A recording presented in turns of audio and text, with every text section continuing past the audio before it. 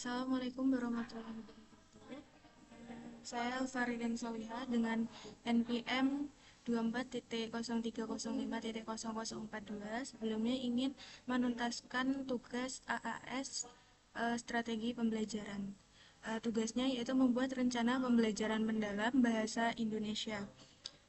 Nama penyusunnya saya dengan fase A untuk kelas 1 dan juga semester 1. Lalu dimensi profil kelulusannya yaitu komunikasi, kolaborasi, serta kreativitas. Elemennya apa? Elemennya yaitu menyimak dan berbicara.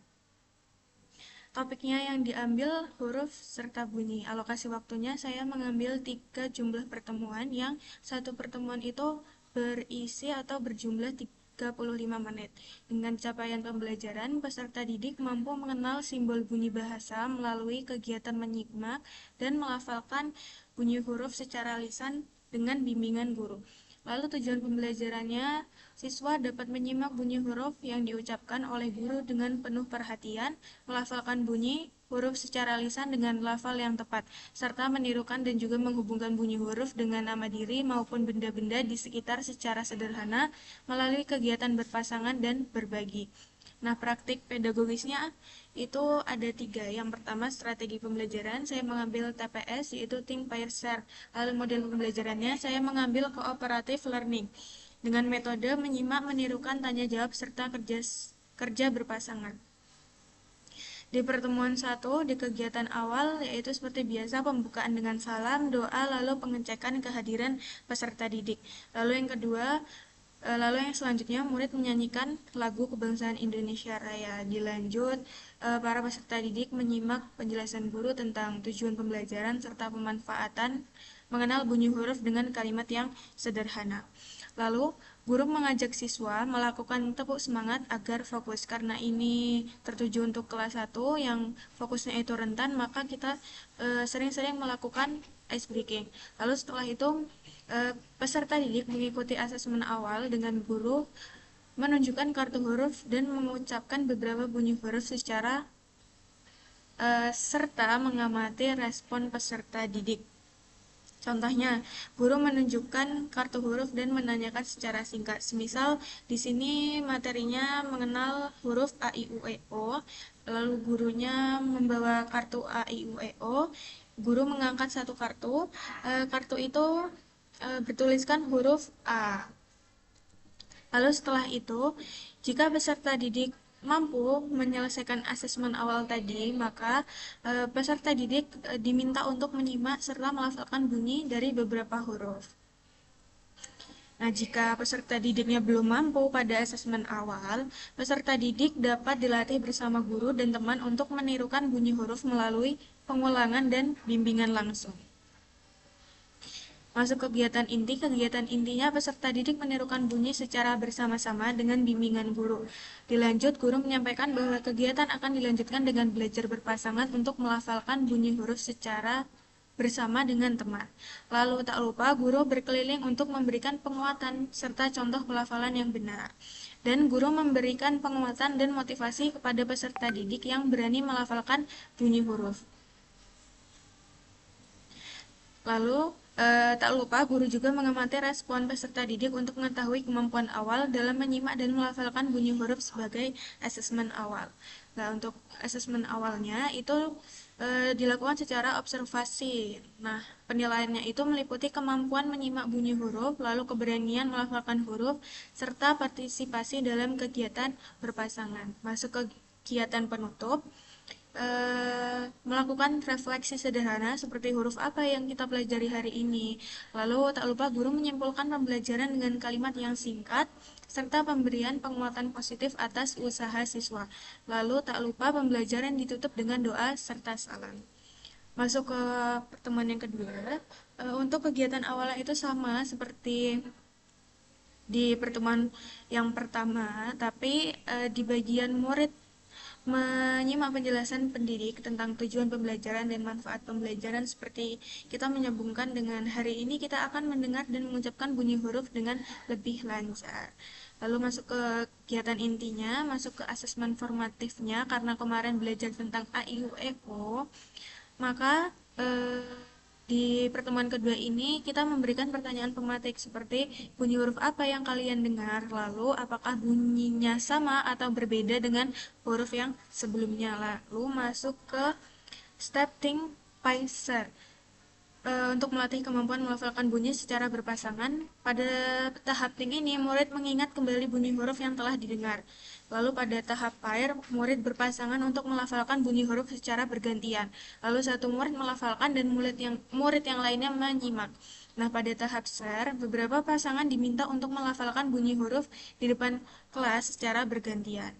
Nah, untuk asesmen formatifnya, itu pertanyaan pendampingnya seperti bunyi huruf apa yang kamu ucapkan dan apakah temanmu sudah mengucapkannya dengan benar. Masuk kegiatan penutupnya sama seperti pertemuan sebelumnya, refleksi lalu menyimpulkan serta memberikan penguatan positif. Tak lupa ditutup dengan doa serta salam. Lalu di pertemuan ketiga, kegiatan awalnya sama seperti pertemuan sebelumnya. Di kegiatan intinya, murid mulai melaksanakan asesmen sumatif untuk mengukur kemampuan akhir dalam mengenal dan melafalkan bunyi huruf. Lalu pendidik menunjukkan huruf yang telah dipelajari secara bergantian kepada murid. Setiap murid diminta untuk menyimak huruf yang ditunjukkan, kemudian melafalkan bunyi huruf tersebut secara lisan dan mandiri.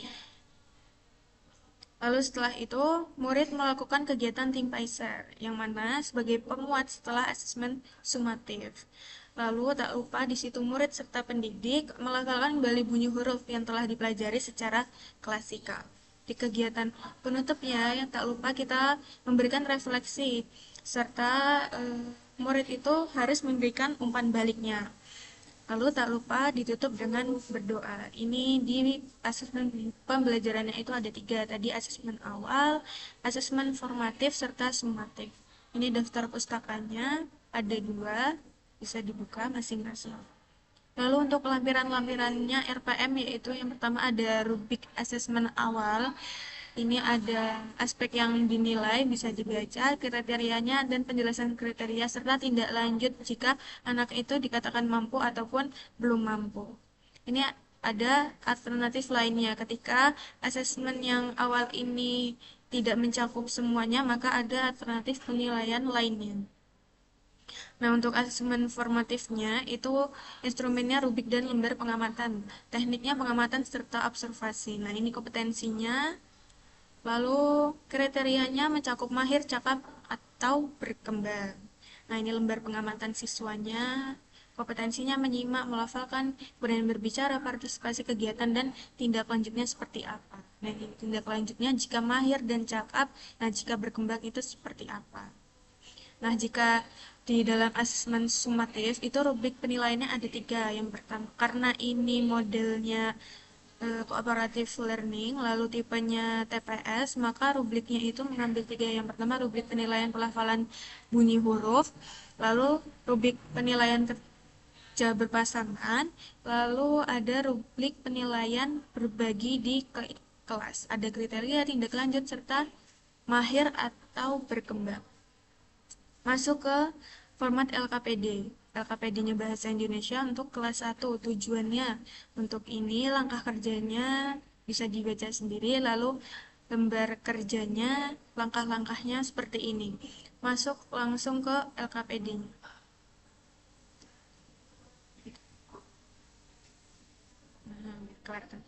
Nah, LKPD-nya untuk covernya seperti ini.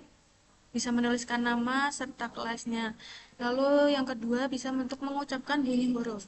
Jadi para peserta didik, para anak-anaknya dikasih ini, terus nanti kita meminta mereka untuk melafalkan bunyi-bunyi huruf A, I, U, E, O ini. Ketika mereka bisa melafalkannya, maka pendidiknya yang men-checklistnya. Lalu menghubungkan bunyi huruf. Seperti disebutkan contoh nama atau benda yang memiliki bunyi huruf berikut ini. Kalau A itu bisa ayam atau yang lainnya. Itu dilafalkan karena kebanyakan mayoritas anak kelas 1 itu ada yang belum bisa menulis. Tak lupa juga refleksi hariannya diberikan tentang huruf apa yang paling mudah kamu ucapkan hari ini serta huruf apa yang masih sulit kamu ucapkan. Untuk refleksinya diucapkan juga secara lisan karena untuk anak kelas 1. Oke, baik. Jadi Seperti itu saja RPM yang telah saya buat.